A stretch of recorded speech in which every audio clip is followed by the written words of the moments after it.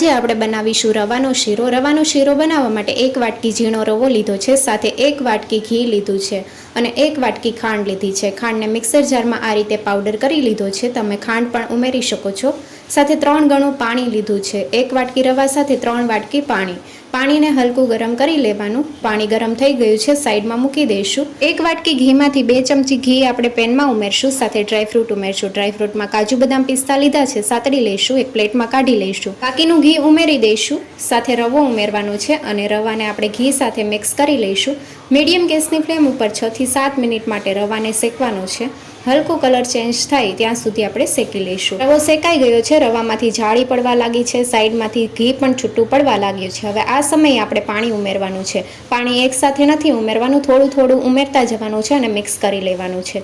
બધું જ પાણી ઉમેરી દીધું છે અને રવામાં સારી રીતે મિક્સ કરી લઈશું।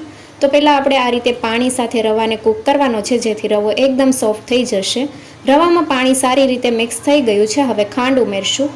ખાંડને મિક્સર જારમાં આ રીતે પીસી લેવાથી ખાંડ જલ્દી મેલ્ટ થઈ જાય છે। જો ખાંડ ઉમેરો તો થોડી વાર લાગે છે મેલ્ટ થતાં।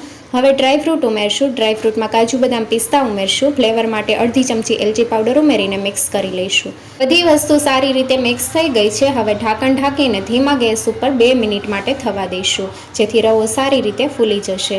2 મિનિટ થઈ ગઈ છે, રવો સારી રીતે ફૂલી ગયો છે અને એકદમ દાણેદાર રવો તૈયાર થયો છે। સાઈડમાંથી ઘી પણ છૂટું પડવા લાગ્યું છે। ગેસની ફ્લેમ બંધ કરી દઈશું। તો એકદમ દાણેદાર રવાનો શીરો તૈયાર છે। Thank you for watching.